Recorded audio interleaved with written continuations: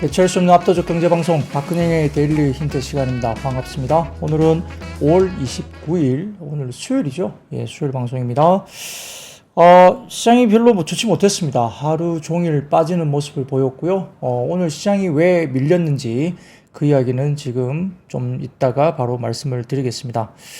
하늘은 굉장히 맑고 너무 예뻤거든요. 오늘 제 개인 SNS에 오늘 운동 나간 분들 되게 많더라고요. 골프 치러 나가신 분들 되게 많던데, 이제 날씨는 너무 좋았는데 시장이 좀 별로 좋지 못해서 약간 기분이 씁쓸합니다. 자, 그러면 시장 이야기부터 먼저 해보겠습니다. 코스피는 3포인트 정도 하락 출발 보였습니다. 외국인들은 장 초반 현선물 매도 그리고 기관은 현물 매도, 선물 매수 출발을 보였는데요. 반도체와 소부장 일단 상승 출발을 보였고 그 외에도 LPG와 정유, 초전도체, 카메라 모듈, 유리기판, 2차전지 장비와 화장품 관련된 테마군이 강세 출발했습니다. 소폭 하락 출발한 시장은 9시 30분을 지나면서 변동성이 갑자기 확대되기 시작했는데, 자, 이게 왜 그러냐? 오늘 시장에 가장 이야기가 될 수 있는 이유인 것 같아요. 첫 번째로는 일본의 아다치 BOJ 위원이 어느 시점에서는 채권 매입이 감소될 것으로 예상하고 단계적인 완화 조정이 중요하다고 언급을 했습니다. 더불어서 경제를 위험에 빠뜨리는 조기 금리 인상에 대해서 경고하는 코멘트를 냈다고 합니다. 이 소식이 전해지면서 관련해서 지금 엔화가 달러 대비 한때 157.4엔까지 오전에 상승하는 등 엔화 약세가 진행됐고, 이 여파로 달러가 강세로 전환했고 원화 약세가 진행된 그런 상황이었습니다. 이후에 일본의 10년물 국채가 1.07%를 상회하는 이야기가 10년 내 최고치까지 올라갔다는 겁니다. 일본의 10년물 국채금리가 10년 내 최고치를 찍었다는 거죠. 그러면서 재차 엔화 약세폭이 축소되는 등 또 외환시장 변동폭이 굉장히 확대되기도 했습니다.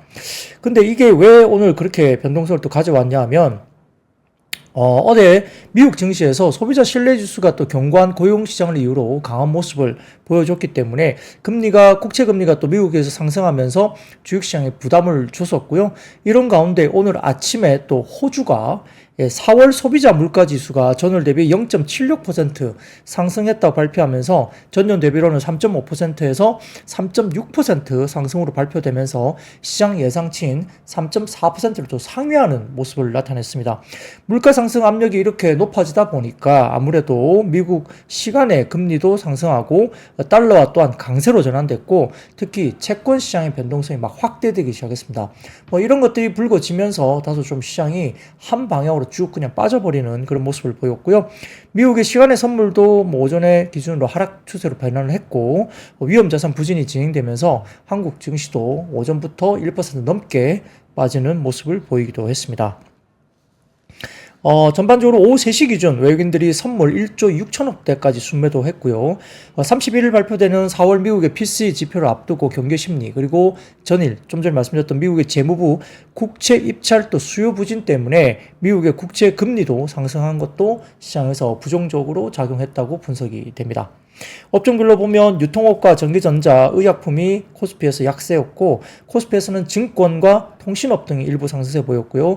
2차전지 관련해서는 하락을 했는데, LG에너솔루션, LG화학에 대해서 S&P 글로벌이 신용등급 전망을 안정적에서 부정적으로 하향 조정한 영향도 있었고요. 섹터 전반 투자 심리가 또 약화되면서 삼성 SDI나 포스코 홀딩스 등도 약세했습니다. 삼성전자는 창사일의 첫 노조 파업 선언에도 이제 약세, 그러니까 부정적인 이슈로 일단 부각이 됐고, SK 하이닉스도 동반 약세였죠. 그리고 반면 화장품주는 오늘 굉장히 좋았습니다. J2K 바이오가 장중 상한가 올라왔고요. 아모레퍼시픽과 한국콜마, 펌텍코리아, 클리오 등이 굉장히 강한 모습을 보였습니다. 코스닥에서는 외국인 기관 동반 매도하면서 하락했는데, 업종별로는 일반 전기전자, 통신장비, 금융이 약세였고, 인터넷과 디지털 컨텐츠는 상세 보였고요. 에코프로비엠과 에코프로, 엔캠 등 시총 상위주의 전반적인 하락세가 코스닥의 하락을 이끌었다 볼 수 있습니다. 그러니까 시장이 아무튼 오늘 굉장히 좋지 못했다고 말씀드리는 거고, 생각보다 미국 시장이 그렇게 큰 악재가 나온 건 아니고 금리가 좀 오르긴 했는데, 아까 말씀드렸던 일본 BOJ의 코멘트라든지 호주의 여러 가지 경기 지표가 이렇게 나오면서 시장이 좀 부정적인 영향을 미쳤다고 볼 수 있습니다. 힘이 하나도 없더라고요. 하루 종일. 그래서 좀 시장은 계속 한 방향으로 흘러내렸다 볼 수 있습니다. 자, 그런데 유진투자증권에서 관련된 파생 쪽에 관련된 애널리스트가 장 막판에 이런 코멘트도 했습니다. 오늘 장이 한 방향으로 계속 빠지는데 아마 이에 대한 영향도 좀 있는 것이 아닐까요? 하고 코멘트를 했는데요. 그 내용을 보면 31일 날이 MSCI 5월 리뷰 적용일입니다. 이게 이제 변동성으로 좀 야기한 것이 아니냐 이런 생각을 좀 해보는데 해당 애널리스트에 따르면 리밸런싱에 따른 항공물 MSCI 코리아 매매가 합산 플러스 2천억 정도로 순매수가 추정이 되고 있긴 하지만 신규 편입 종목이 알테오전이 3천억 중반 그리고 HD 현대일렉트릭이 3천억 부근 엔캠이 2천억 미만 정도가 되는데 이걸 제외하고 나면 나머지는 계산을 해보면 약 6천억 정도의 매도가 나와야 된다는 계산이 나온다고 합니다. 지수제 종목의 매도도 카카오페이나 한원시스템, 강원랜드, 삼성증권이 또 빼고 나면 나머지 매도는 또 약 3천억가량이 된다는 거죠. 종목별 영향은 선반영되는 경우가 상당히 많기 때문에 금요일이 리밸런싱 점을 정도만 참고만 하는데 일단은 31일 1화 리밸런싱 관련된 수급을 앞두고 미리 좀 판 것일 수도 있다. 이런 추정을 유진투자증권의 애널리스트가 이야기를 하고 있는 것 같습니다. 뭐 그 영향이 진짜 있었는지 모르겠습니다만 뭐 심리적으로 분명히 이렇게 추론을 한번 해볼 수는 있겠죠. 예, 그런 코멘트도 한번 참고를 해보시면 좋을 것 같습니다. 자, 그리고 매크로 지표 하나만 보여드리겠습니다. 첫 번째 자료 보여드리면 현대차증권에서 올려주신 자료인데요. 대부분 마무리된 1분기 어닝 시즌 S&P 500을 놓고 지금 이익이 전년 대비 6.4% 정도 증가했다는 이제 자료입니다. 발표된 S&P 케이스슐러 주택지수가 전년비 6.5% 상승했고 전월비 0.3% 상승한 것을 찍게 되면서 마찬가지로 컨퍼런스 소비자 심리지수도 시장 예상치를 상회하고 자산효과가 소비지출 여전히 가능케 하는 요인으로 작용함을 시사했습니다. 그러다 보니까 국채금리가 또 올라가는 모습을 보였죠. 경기가 아직은 뜨겁다는 겁니다. 그래서 보험성 금리 인하 가능성이 다소 좀 옅어지는 그런 소식으로 평가를 할 수 있는데 시장이 기대하는 올해 연준 금리 인하 폭은 현재 35bp 정도 수준입니다. 그러니까 한 두어 번 정도 금리 인하를 하는 것은 현재 기대감을 갖고 있는데 대선을 앞둔 정부의 재정 지출도 크게 줄어들고 있지는 않다고 보았죠. 어젠가요? 제가 방송 때 충분히 긴축적인 금리 수준까지 올려와 있지만 대선을 앞두고 바이든 대통령이 지금은 돈을 엄청나게 풀고 있다 제가 말씀드렸죠. 그러다 보니까 경기 지표가 안 꺾이는 거예요. 그러니까 뜨겁게 계속적으로 유지가 되다 보니까 금리를 내지 못하는 그런 현상이 나타나고 있습니다. 근데 금리 부담을 이기는 이익이 관찰된다는 전제 조건 하에, 그러니까 아까 말씀드렸던 S&P 500 관련된 실적 발표에서 상당히 탄탄한 이익이 관찰된다는 전제 조건 하에 시장의 초점은 인플레이션 공급 측 충격보다는 경기 회복을 동반하는 과정에서 나타나는 경기 순환적 재료로 해석할 가능성이 높다고 평가를 했고요.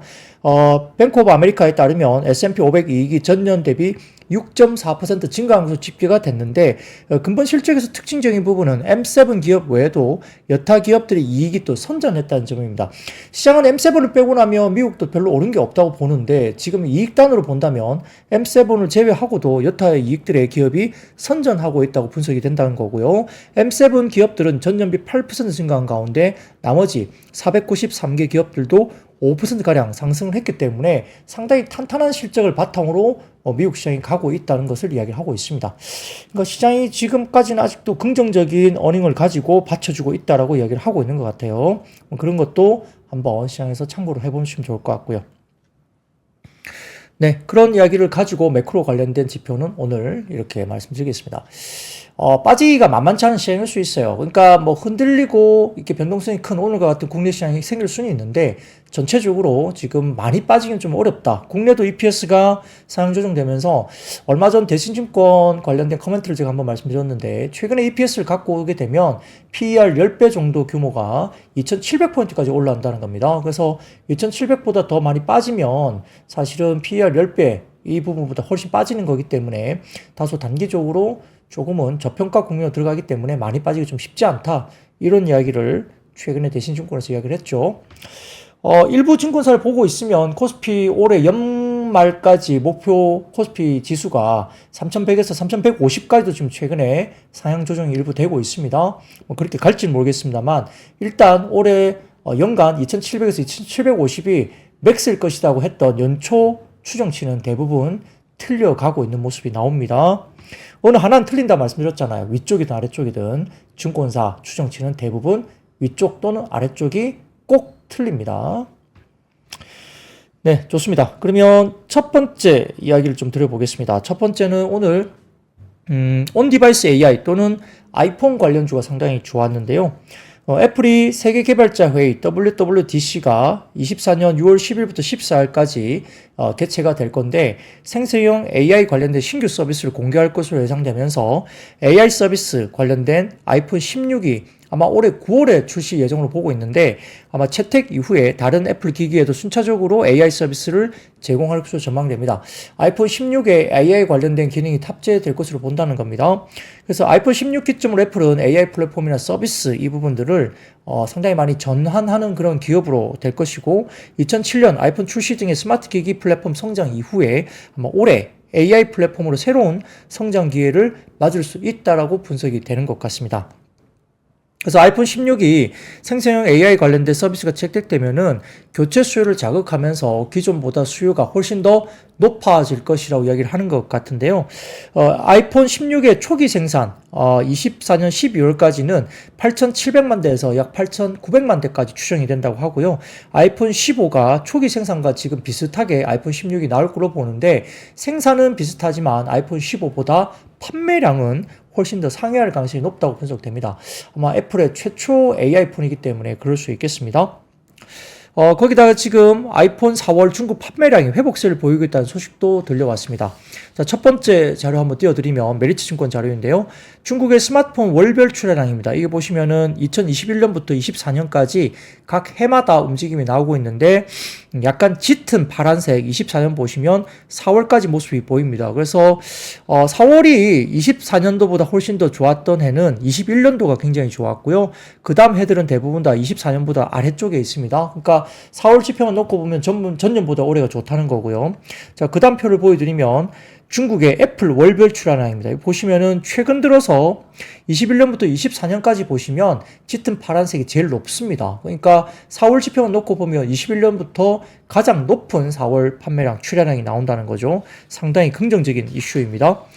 그래서 28일 현지 블룸버그와 로이터 통신이 인용한 중국 정보통신기술연구원 자료에 따르면 4월 아이폰 관련된 부분에 대해서 중국의 휴대폰 출하량이 349만 5천 대로 전년 동기 230만 1000대보다 약 52% 증가한 것으로 나타났습니다. 상당히 많이 증가한 거죠. 데이터에 애플이 명시적으로 언급되진 않았지만은 전체적으로 봤을 때는 분명히 이렇게 아마 올라왔을 걸로 시장은 이야기를 하고 있습니다.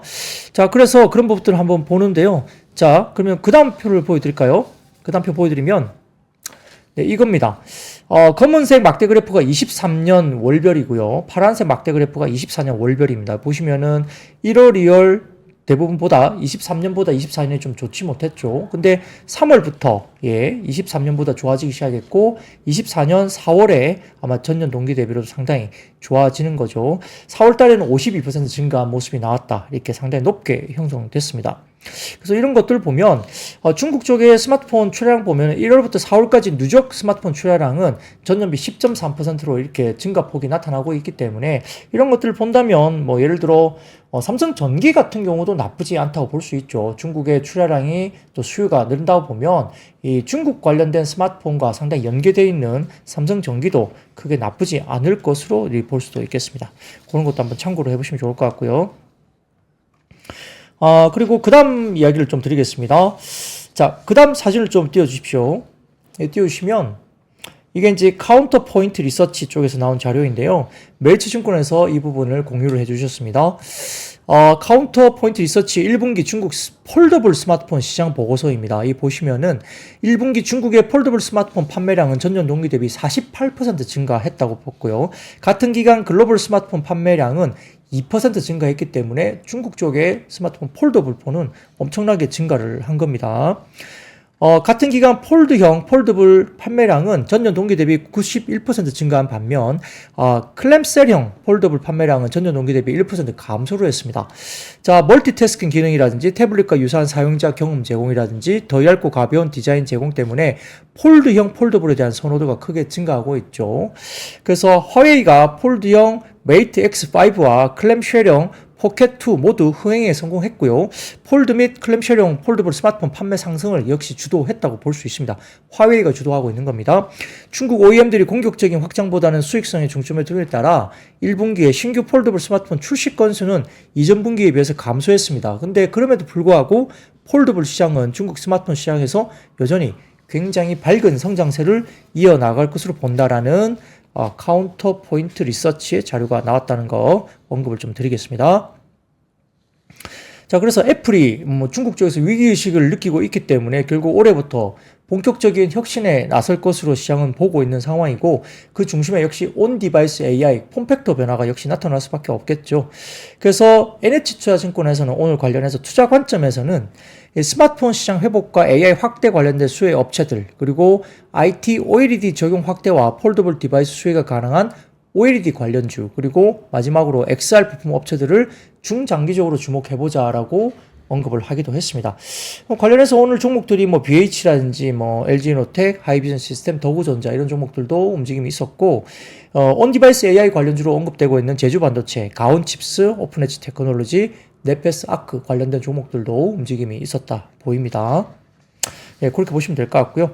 자, 그러면 온디바이스 AI 관련된 스마트폰 관련해서 조금 더 자료를 볼까요? 자, 첫 번째 자료 띄워드리면 키움증권 자료인데요. 주요 OEM별 AI 스마트폰 시장 전망입니다. 여기 보시면은 파란색이 올해 전망이고요. 그 다음 오른쪽에 약간 핑크빛이 25년 전망인데, 역시 성장률은 애플 쪽이 더 많이 늘어날 것으로 좀 보고 있는 것 같아요. 이것도 카운터 포인트 리서치 쪽의 자료인 것 같습니다. 현재는 삼성이 조금 더 AI 스마트폰 관련해서 이제 하고 있는데, 내년 같은 경우에는 아마도 애플이 좀 더 주도를 할 것이다 보는 것 같고요. 그래서 온디바이스 AI 스마트폰 성장률은 애플이 222% 성장할 거로 봤고, 삼성전자가 72%, 샤오미가 48, 오포가 84, 비포가 59, 아너가 73% 전년 대비 성장을 하는 것으로 보는 것 같습니다.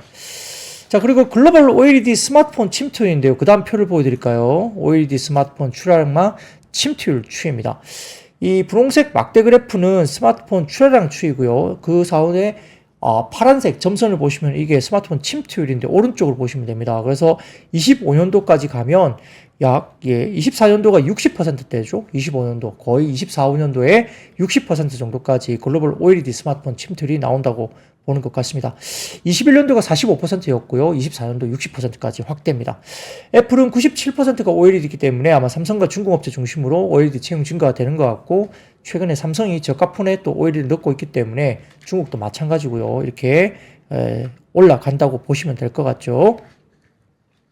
자, 그리고 다음 헤드라인 사진을 보여드리겠습니다. 뉴스인데요. 여기 보시면은 26년도에 맥북에도 OLED 채택 가능성이 상당히 높게 형성된다는 거죠. 그래서 애플이 지금 새로운 디바이스에 이제 OLED를 채용하기 때문에 면적이 넓어집니다. 스마트폰보다는 아이패드나 맥북 쪽으로 이제 넓은 면적으로 먼저 사용한다, 이런 이야기가 많이 나오고 있어서 이런 것들 본다면 OLED 관련된 소재주들 한번 봐야 되지 않을까, 이런 생각을 해봅니다.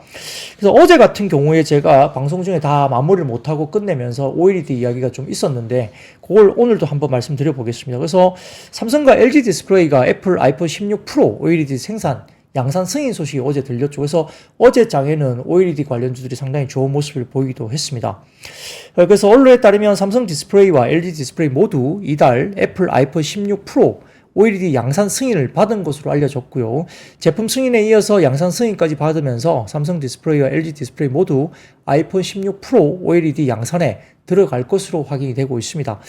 하반기 출시 예정인 아이폰 16 시리즈는 일반형 라인업, 일반형과 플러스죠. 2종이고요. 프로 라인업은 프로와 프로 맥스 2종인데 모두 4종으로 구성되고, 삼성 디스플레이는 일반형과 프로 라인업 4종 모두, 그리고 LG 디스플레이는 프로 라인업 2종 OLED만 납품한다고 전해지고 있습니다. 삼성 디스플레이와 LG 디스플레이 모두 아이폰 16 프로 맥스 OLED 양산 승인 절차를 남겨두고 있지만, LG 디스플레이는 이달 아이폰 16 프로 OLED 양산 승인을 받으면서 삼성 디스플레이와 격차를 줄일 기회를 확보했다라고 분석이 됩니다. 그러다 보니까 프로이천, JMT, 포인트 엔지니어링, AP 시스템, 덕산 네트워크스 이런 종목들이 어제도 움직였죠. 자, 그리고 애플 이야기를 하다 보니까 좀 궁금해서 한번 가져와 봤는데, 그 다음 자료 좀 띄워주시면, 네, 애플의 목표 주가입니다. 높은 순서대로 쭉 아래쪽으로 나와 있습니다. 높게는 $275 정도까지 나와 있고요. 포텐셜 업사이드가 약 80 $44.75 정도 됩니다. 44.75%.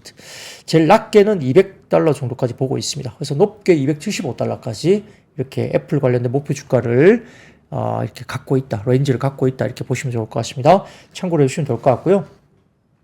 더군다나 어제 OLED가 좀 좋았던 이유는 애플의 첫 OLED 스크린 태블릿인 아이패드 프로의 출하 목표가 900만 대를 넘어설 것이라는 보도가 나왔습니다. 자, 첫 번째 외신 보도 헤드라인 좀 보여드릴게요. 디지타임즈 아시아 쪽에서 나왔는데 애플의 첫 OLED 스크린 태블릿인 아이패드 프로의 출하 목표가 900만 대를 넘어설 것이다 이야기입니다. 최근 전반적인 IT 기기 시장의 침체를 또 고려할 때 주목할 만한 성과가 될 수도 있겠죠. 최초 1000만 대에서 800만으로 떨어졌고 그 다음에 최근에 400만에서 500만 대까지 하향 조정이 됐었습니다.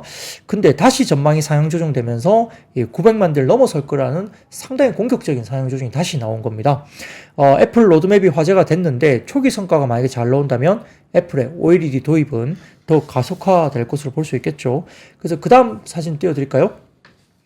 IT OLED 출하량 전망입니다. 모바일 기준 환산인데요. 이렇게 보시면은 업사이클 진입이 역시 24년, 25년에 아이패드 OLED가 출시되면서 모바일 OLED와 태블릿 OLED가 들어가죠.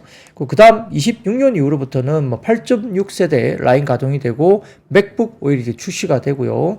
28년 넘어가면서 모바일 OLED와 태블릿, 그 다음에 노트북 PC까지 들어가죠. 그렇게 되면 빅사이클 시대로 들어간다는 겁니다. 그래서 26년 이후부터, 지금은 업사이클 시대고 26년 이후부터 빅사이클로 들어가기 때문에 면적이 커지니까 결국은 OLED 관련된 소재 관련주가 좀 각광받지 않겠나 이런 생각도 해볼 수 있겠죠. 그래서 덕산 네트워크스 정도 저는 탑픽으로 볼 수도 있겠습니다. 그런 정도로 애플과 OLED 관련된 이야기는 마무리를 좀 지어드리겠습니다. 네, 두 번째 섹터로 넘어가겠습니다. 두 번째 섹터는 역시 반도체입니다. 어제 전반적으로 엔비디아가 강세를 보였죠. 근데 국제 입찰 수요 악화 때문에 시장은 또 혼조 마감을 했고요. 필라델피아 반도체 수는 강세 마감을 보였습니다. 그래서 인텔이 1.1, AMD가 3.16, 마이크론 테크놀로지가 2.46인데요. 엔비디아 같은 경우는 거의 7%나 급등했죠. 시장 예상치 상회하는 실적도 냈고 액면 분할도 이야기를 했습니다. 그때 말씀드렸듯이 미국 시장에서는 액면 분할을 했을 때 대부분 역사적으로 주가가 올랐다라고 말씀드렸죠. 그 이야기가 지금 반영이 또 되고 있는 걸로도 보입니다. 역사적 신고가 경신을 했죠. 사상 최고치 경신을 했습니다. 일론 머스크가 지금 AI 스타트업인 xAI가 $60억 규모의 자금을 조달했다 소식도 결국 엔비디아에 긍정적으로 작용하고 있고요. 그러다 보니까 일론 머스크도 엔비디아의 칩이 많이 필요해지겠죠. 최근에 일론 머스크가 투자자들에게 xAI가 AI 챗봇 그록의 다음 버전을 구동하기 위해서 슈퍼컴퓨터 구축 계획을 밝혔고요. 일론 머스크는 올해 초 그록2를 모델을 훈련하는데 약 2만 개의 엔비디아 H100 GPU가 필요하다고 언급하기도 했고요. 그록3 모델 이상에서는 10만 개의 엔비디아 H100 칩이 필요할 것으로 언급한 바가 있습니다. 이만큼 들어가게 되면 돈이 엄청나게 들겠죠. 사와야 되니까. 그만큼 확보를 할 수 있을지 모르겠는데 이렇게 되면 엔비디아는 실적이 굉장히 좋아질 수밖에 없겠죠. 여기저기서 달라고 있습니다. 자, 그래서 첫 번째 미래에셋증권의 그 다음 표를 보여드리면 엔비디아의 올해 상승폭입니다. 이 왼쪽 보시면 오렌지색 실선을 보시면 올해 130% 연초부터 1월 1일부터 요시 땅 하면 130% 정도 엔비디아가 상승을 보였고요. S&P 500은 11% 정도 올랐습니다. 오른쪽 보시면 S&P 500의 시가총액 증가 기여도인데요. 엔비디아가 35% 증가를 기여했고요. 빅5가 68% 기여했는데 알파벳도 10% 그리고 마이크로소프트 9%, 메타도 7%, 아마존도 7% 이렇게 빅5가 전반적으로 S&P 500의 시가총액 증가 기여도가 이렇게 나타난다 볼 수 있습니다. 그러니까 대형주 중심으로 움직였다는 거죠. 네, 그런 것도 좀 지켜보시면 될 것 같고요. 그리고 액침 냉각 시스템 주목을 받았다 이야기가 또 나왔지 않습니까? 어제 같은 경우에 KB증권이 보고서를 통해서 결국 액침 냉각, 열 관리가 중요하다는 거죠. 여러 가지 부분에서 열 효율, 액침 냉각 이런 것도 중요하고 AMD도 열 관련된 관리 이게 굉장히 중요하다. 저전력 이게 효율이 굉장히 중요하다고 또 최근에 이야기를 하기도 했죠. 그래서 이런 부분들 때문에 이 전기 먹는 하마인 AI 데이터 센터가 서버 10만 대 이상을 가동하는 전력 소모도 굉장히 크기도 하지만 서버에서 발생되는 열을 식히는데 엄청나게 또 막대한 전력을 또 소비하기 때문에 AI 시대의 최종 주도권은 열 관리 업체가 차지할 수 있다고 전망하면서 어제 KB증권에서 LG전자가 열 관리 관련된 AI 수혜주다 이렇게 언급하면서 주가가 LG전자가 급등을 한 어제 모습도 보이기도 했죠. 뭐 그런 것들이 최근에 액침냉각은 뭐 GST라는 회사가 국내에 있기 때문에 관련주도 보시면 좋을 것 같고, 버티브도 엔비디아만큼이나 주가가 올랐기 때문에 버티브 홀딩스도 미국 시장에서 상당히 움직임이 있다. 그리고 대만 시장에서도 이 액침냉각 열관리 시스템 관련된 주가가 상당히 주가가 많이 오르고 있다. 제가 지난번 차트를 보여드리면서 한번 언급을 드린 것 같습니다. 그것도 한번 보시면 좋을 것 같고요. 자, 거기다가 그 다음 표를 하나 보여드리겠습니다. 그 다음 표를 보여드리면 엄블레르 리서치 쪽에서 이 엔비디아 쪽의 컨센서스입니다. 예, 컨센서스 이게 나온 것 같은데요. 쭉쭉쭉쭉 올라가는 외국 외신 쪽의 어떤 데이터 자료를 아마 가져온 것 같은데, 리포트 자료인 것 같아요. 5월 24일 자료인데요. 보시면은 계단식으로 계속 상향 조정되고 있습니다. 엔비디아의 컨센서스가. 그러다 보니까 엔비디아가 빠지기가 만만치 않죠. 예, 그래서 글로벌 대장주로서 역시 영향을 갖고 있다 이렇게 볼 수도 있겠습니다. 자, 그래서 뭐 오늘은 뭐 네페스아크, 유니셈, 뭐 제주 반도체, GST, 레이저셀, KN솔, 한미반도체, 사이맥스 이런 종목들도 오늘 반응을 했다. 이렇게 종목으로 볼 수 있겠고요. 자, 그리고 트리플 I라는 그 플랫폼에서 제가 하나 가져온 내용이 있는데, HBM 관련된 소재 밸류체인 관련해서 뭐 정리를 해놔서 괜찮은 정리 자료를 한번 말씀드리겠습니다. 이 보시면은 HBM 전용 CMP 슬러리 공급은 솔브레인과 동진 세미캠, 그리고 TSV용 포토레지스트 공급은 와이스캠, 그리고 TSV용 타이타늄 시가격 개발 중에 있는 회사는 ENF 테크놀로지, 그리고 HBM 범프용 솔더볼 개발은 역시 덕산 하이메탈이 이제 관련주로서 언급이 됩니다. 예, 이런 것들이 HBM 관련된 관련 밸류 체인으로 이야기되고 있는 종목이라 한번 눈여겨서 머릿속에 잘 기억해 둘 필요도 있겠습니다. 자, 그리고 노무라 증권 자료입니다. 자, 그 다음 띄워주세요. 노무라 리포트인데요. 글자가 좀 작아서 잘 안 보입니다. 그죠? 그 제목만 볼까요? 아시아 서버 PCN 스마트폰이라는 제목인데요. Stronger AI Server Likely Fueling AI Device Later 이렇게 돼 있죠. 그래서 이렇게 보시면 간단하게 뭐 직역을 하면 노무라 증권에서 나오는데 서버 시장 추정치 상향을 한다는 겁니다. AI 관련해서이죠. 그래서 결국은 노무라가 글로벌 서버 시장의 24년, 25년 전망치를 전년비 70%와 34%로 상향 조정했다는 겁니다.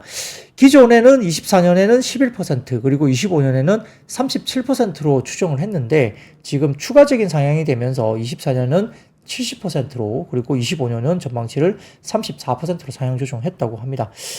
전반적으로 봤을 때는 뭐 그중에서 AI 서버 시장 규모가 23년도, 24년도 보면 24년도가 전년비 187% 증가한다 봤고 25년은 전년비 55% 증가하는 것으로 봤죠. 그래서 전체 서버 매출에서 AI 서버 비중은 23년도는 35%, 그리고 24년은 59%, 25년도는 69%까지 AI 서버 비중이 늘어날 것으로 봤고요. 24년 엔비디아의 GPU 공급은 약 5나노입니다. 대부분 H100, H200입니다. 25년도 같은 경우는 지금 뭐 90%가 B100과 B200이 될 것이다 추정을 했고요. 블랙웰 패키지 사이즈는 H 시리즈보다 최소 60% 정도 크다고 평가했습니다. 그리고 GB200은 25년에 엔비디아 출하량이 약 40%를 차지할 거로 봤고, TDP는 약 2700W이기 때문에 반드시 뭐 쿨링 사용을 해야죠. 액체 쿨링을 해야 된다고 봤습니다. 그래서 아마 이게 25년도 정도부터 액체 쿨링은 반드시 해야 된다는 거죠. GB200 관련된 이야기입니다. 그래서 한편 제너럴 서버 같은 경우는 작년 4분기부터 빅테크들이 구매 재개를 시작했고 올해 완만하게 회복 전망을 갖고 있다고 평가까지 했습니다. 그래서 올해는 전년비 7%, 25년도는 2% 증가할 것으로 봤습니다. 일반 서버 이야기입니다. 전반적으로 그러면 시장이 굉장히 좋아진다는 거죠. 서버 시장도 좋아지고요. AI 서버 시장은 굉장히 폭증한다고 볼 수도 있겠죠. 그런 것들도 한번 참고를 해보시면 좋을 것 같습니다. 자, 그러면 세 번째 섹터로 넘어가 보겠습니다. 세 번째 섹터는 화장품 섹터입니다. 오늘 시장이 굉장히 안 좋았는데 일부 화장품은 급등을 하는 모습을 보였죠. 신한투자증권에서는 보고서를 통해서 2014년부터 2016년 중국을 중심으로 한 한국 브랜드 수요 강세가 2017년도 이후에 내리막길을 형성을 했고요. 만 6년 넘게 화장품 섹터에 악재로 작용했다고 보입니다. 24년 이후에 두 번째 빅사이클이 시작됐다고 언급을 하면서 이번에는 일본을 넘어서 미국으로 확대되고 있고 이전보다 아이템도 다채로워지고 있다고 분석을 했습니다. 관련해서 과거에는 마스크팩이라든지 아니면 고가 라인, 뭐 후라, 설화수 이런 고가 라인 중심으로 중국 중심으로 또 움직임이 있었는데요. 지금은 고기능성 에센스, 그 다음에 UV 차단 선 제품, 최근에 선크림 제품 관련된 화장품 관련주가 또 특화되면서 주가들이 많이 올랐죠. 그리고 쿠션 파운데이션, 그리고 립 제품 등으로 다양해졌고, 무엇보다 미국이나 일본에서는 과거 중국처럼 예측 불가 변수가 없을 것이라는 점이 긍정적으로 밝혔죠. 그러니까 중국이 엄청나게 잘 되다가 갑자기 아무도 예측하지 못하게 갑자기 부러지는 뭐 그런 모습을 미국이나 일본 같은 경우에는 그러지 않을 것이다. 충분히 추정이 가능한 약간 뭐 이렇게 중국보다는 예측 불가하지 않다 이렇게 보는 것 같아요. 또 전세적으로 뭐 고물가, 고금리 상황이 되다 보니까 아무래도 소비 자체가 뭐 여러 가지 또 소득 불평등 확대가 되기 때문에 소비 자체가 양극화로 이루어지면서 대형 화장품사도 지금 중저가 브랜드들의 실적 성장세가 유의미하게 나옵니다. 그래서 뭐 아무래 퍼시픽 같은 경우도 라인업이 고가도 있지만 중저가가 있지 않습니까? 그런 쪽에 이니스프리라든지 뭐 에뛰드 뭐 이런 쪽도 있을 수 있는데 여튼 그런 중저가 브랜드들의 성장세가 유의미하게 나왔다는 겁니다. 그리고 중소 브랜드사, 그리고 ODM사도 말할 것도 없고 중소형사들은 연초 대비 2024년 추정 매출이 무려 연초 대비 26%나 상향 조정되고 있고요.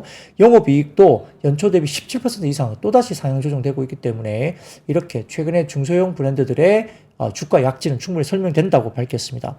그리고 해외 매출 증대 때문에 영업 레버리지 효과도 부각되는 점이 매력적이라고도 언급을 했습니다. 자, 첫 번째 사진 띄워드리면 신한주가증권의 자료인데요. 중소형사 매출과 성장률 추이인데 이 24년, 25년 자료를 보시면 막대 그래프 쪽에 노란색으로 보이시는 것이 중소형사 합산 매출 연초 추정치입니다. 근데 오른쪽에 회색 막대 그래프 보시면 현재 합산 매출 추정치니까 연초 추정치보다 지금 합산 최근의 추정치가 더 많이 올라가고 있다는 모습을 보이고 있고요. 오른쪽 보시면 중소형사 영업이익과 영업이익률 추세인데 이 노란색 합산 영업이익 연초 추정치가 나와 있고 회색 막대 그래프가 현재 합산 영업이익 추정치가 나옵니다. 그래서 24년과 25년이 이렇게 비교되어 있는데 이 보시면 25년도까지도 더 많이 좋아질 거로 보는 것 같습니다. 영업이익률은 거의 15%까지 영업이익률이 올라가는 쪽으로 지금 추정을 하고 있는 것 같아요. 자, 이런 것들 보이고요.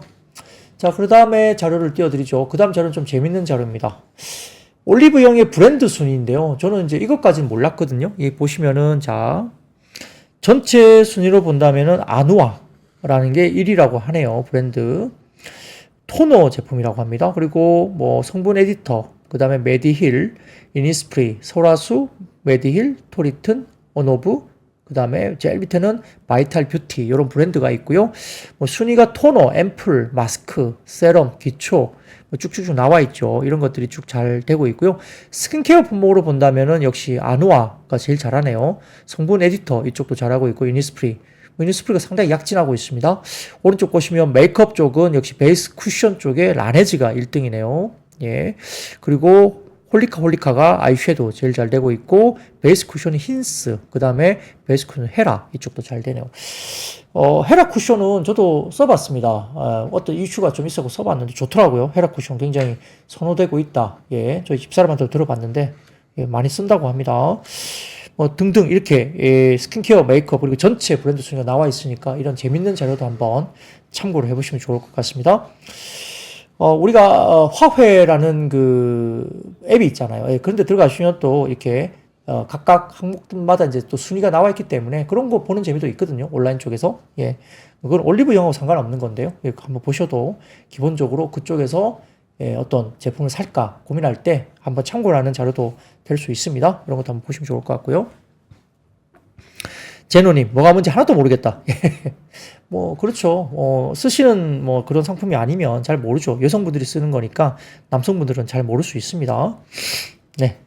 그리고 이제 전날 중소기업 벤처부가 1분기 중소기업 수출이 전년 동기 대비 또 3.6% 증가했다고 발표를 했습니다. 277억 6천만 달러 기록했다고 발표했는데 중소기업 10대 수출 품목 중에 화장품, 그 다음에 플라스틱 제품, 자동차 부품, 반도체 제조용 장비, 기타 기계류 뭐 이런 것들 수출 증가에 기여했다고 이야기를 했죠. 특히 화장품 수출은 전년 동기 대비 30.1% 증가한 15억 5천만 달러로 역대 1분기 중에는 사상 최대치가 이번 1분기에 나왔다고 합니다. 그러다 보니까 실적이 구가되면서 종목이 올라가는 것도 역시 충분히 우리가 이해를 할 수 있겠죠. 예. 그래서 오늘 뭐 아이패밀리 SC라든지 동구바이오제약, 한국화장품제조, 코스메카 코리아, 한국콜마에 관련된 종목들이 주가가 좋았습니다.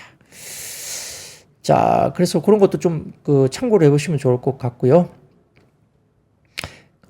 기아선호님, 아이디명인가요? 예, 기아선호님. 화장품 섹터는 와이프한테 물어봐야 됨. 예, 그렇죠. 쓰시는 분한테 물어봐야지 제일 좋죠. 어떤 게 제일 좋은지. 예, 그런 것들은 역시 쓰는 분한테 물어봐야 될 것 같습니다. 색조는 뭐가 뭔지 하나도 모름. 그렇죠. 예. 국내 색조 쉽지 않습니다. 저도 한 번도 안 해봐가지고요. 예, 쉽지 않습니다. 예. 기초 화장품은 잘 쓰셔야 됩니다. 그리고 선블록은 어제도 말씀드렸죠. 이거는 이제 주가와 상관없이 선크림은 많이 바르셔야 돼요. 남성분들도 선크림은 바르셔야 돼요. 피부 노화에 확실히 차이가 납니다.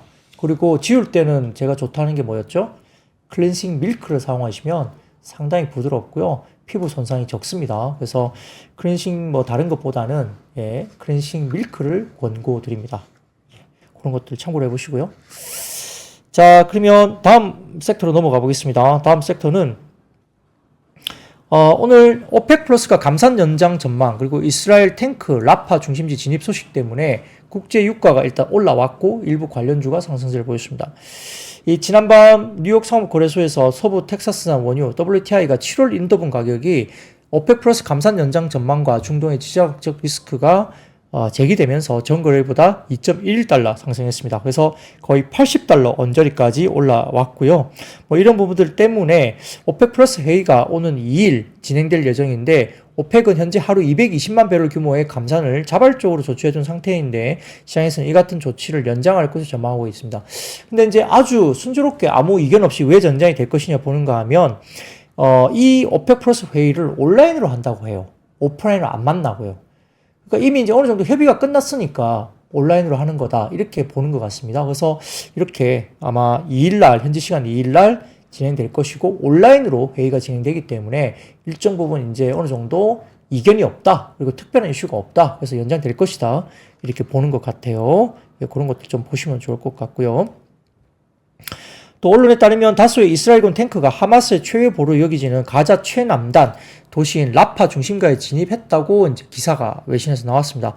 이스라엘이 국제사회 반대도 불구하고 도심 깊숙이 들어가는 전면적인 지상전을 가능했다. 이렇게 관측이 제기되고 있기 때문에 이것도 유가를 또 자극하는 어떤 모멘텀으로 될 수도 있겠죠. 그래서 오늘은 뭐 대형주들보다는 중소형 테마주 중심으로 움직였습니다. 흥구석유, 중앙에너비스, 대성산업, 극당유화, GSE 이런 관련된 LPG라든지 도시가스 뭐 관련된 종목들 주로 이제 테마성으로 움직이는 종목들이 이제 움직임이 있었다고 볼 수도 있겠습니다. 자, 그다음 소식입니다. 그다음 이야기는 2차 전지 쪽인데요. 상당히 좀 어려운 섹터이죠. 여전히 상당히 좀 어렵습니다. 자, 지난밤 뉴욕 증시에서 엔비디아 강세 지속 속에서도 투자 심리가 위축되면서 전기차 관련 종목들이 또 하락세를 보였습니다. 테슬라가 1.39%, 리비안이 0.19%, 리시드가 1.62% 하락을 했는데요. 특히 테슬라가 의결권 자문사 글래스 루이스가 지난 25일 보고서를 내면서 테슬라 주주들에게 다음 달 연례 회의에서 일론 머스크의 560억 달러 보상안과 텍사스 본사 이전 제안에 반대 투표를 할 것을 촉구했다는 리포트가 나왔습니다. 글래스 루이스는 보고서에서 머스크의 스톡옵션 패키지가 너무 과도하고 텍사스 이전의 제안은 주주들에게 불확실한 혜택과 위험을 초래한다고 지적했다고 합니다. 뭐 그러다 보니까 약간 뭐 테슬라 쪽에 대한 부정적인 이슈가 불거진 거겠죠. 아울러서 신용평가사인 S&P 글로벌이 LG와 아까 LG에너지솔루션의 신용등급 전망을 기존에 안정적에서 부정적으로 하향 조정했습니다. 이 장기 발행자 신용등급과 채권등급은 BBB 플러스를 유지했고요. S&P 글로벌은 전기차 배터리 수요가 둔화되는 가운데 LG화학과 LG에너지솔루션이 대규모 투자를 이어가는 영향을 미쳤다고 밝혔습니다. 이어서 부정적 전망은 LG화학의 재무제표가 향후 1, 2년 동안 더욱 악화될 수 있다는 예상을 반영한다라고 설명을 했다고 합니다. 그러니까 좀 부정적인 이슈가 분명히 불거진 겁니다. 그래서 뭐 삼성 SDI도 빠졌고요. 여러 가지 부분에서 셀업종도 그랬고, 그 다음에 포스코 홀딩스도 나빴고, 양극재, 소재도 오늘 별로 좋지 못했습니다. 특히 이제 전날 하이투자증권 같은 경우는 에코프로 BM에 대해서 지난해 7월 주가가 고점을 형성한 이후에 지속적인 주가 하락세가 나타났음에도 불구하고 여전히 밸류에이션 부분이 상당히 부담이 큰 상황이다라고 리포팅을 했습니다. 북미, 유럽 전기차 시장 성장세 둔화로 양극재 수요 회복이 하반기로 지연되면서 2분기 실적은 에코프로 BM이 매출액이 8,600억 원으로 전년비 55% 하락할 것으로 봤고요. 영업이익은 65억 정도로 적자 전환할 것으로 평가를 했습니다. 그래서 좀 부정적인 리포트를 어제 냈죠. 그러다 보니까 2차전지 소재주들도 에코프로 BM도 마찬가지고 썩 좋지 못했다 볼 수도 있죠. 많이 빠져 있지만 그럼에도 불구하고 2차 전지에 대해서 여전히 좀 보수적인 시각이 아직도 존재한다는 거, 이런 것들이 투자자들이 상당히 좀 어렵지 않을까 싶습니다. 자, 다음 섹터로 넘어가겠습니다. 오늘 일부 관련주 중에 바이오 이슈가 좀 있었는데요. 언론에 따르면 최근 식약처가 일본의 에자이, 미국의 바이오젠이 공동 개발한 치매 치료제 레켄비 이 관련된 부분들을 허가한 가운데 첫 치료 치매제인 레켄비 승인에 따라 진단 시장이 함께 성장할 것으로 전망하고 있습니다. 특히 치매가 진단 치료에서 다양한 검사가 병행되고 여기에 부작용 관찰이라든지 조기 진단 등의 필요성이 커지면서 국내의 진단업계도 진단기술 개발에 열을 올리고 있다고 평가를 했고요. 레켄비 등의 치매 치료제 처방 대상이 초기 치매다 보니까 아무래도 조기 진단도 주목을 받을 수밖에 없겠죠. 그래서 이는 아밀로이드가 너무 많이 쌓여서 뇌세포가 이미 파괴되는 중증 치매 단계에서는 약효를 기대하기 힘들기 때문에 증상 초기에 발병 여부를 확인해야 제대로 효과를 볼 수 있기 때문에 알려져 있습니다. 그러니까 관련된 초기 진단에 대해서 조기 진단 굉장히 중요하게 하게 되겠죠. 그래서 국내에서는 피플바이오, 퀀타 매트릭스, 이모코크 등의 치매 혈액 진단 기술 개발 또는 판매 중인 회사들이 있다는 겁니다. 여기에 따라서 상장사 가운데 오늘은 피플바이오, 샤페론, 그 다음에 퀀타 매트릭스, 엔젠바이오, 펩트론 등의 치매 관련된 종목들도 주목을 받았다 볼 수도 있겠습니다. 자, 그리고 그 다음 섹터입니다. 그 다음 섹터는 역시 오늘 당뇨 관련된 이슈가 또 있었는데요. 언론에 따르면 중국 상하이 창정병원 연구진이 당뇨병 환자 1명을 대상으로 임상을 실험을 한 결과 세계 최초로 줄기세포 치료법을 통해서 병을 치료했다 알려졌습니다.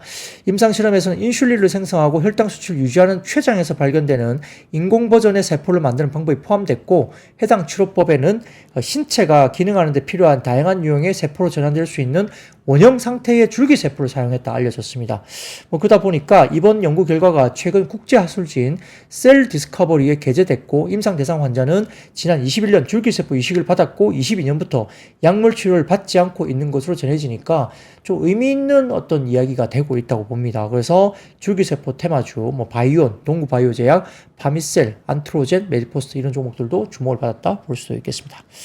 자, 그 외에도 미국 정부가 중국의 자전거 수입 업체에 대해서 추가 관세 부과 예정 소식이 나왔습니다. 그러다 보니까 이런 부분들이 알려지면서 삼천리 자전거나 알톤과 같은 자전거 관련주도 나왔다. 오늘 굉장히 좋았다. 이렇게 평가를 받고 있습니다.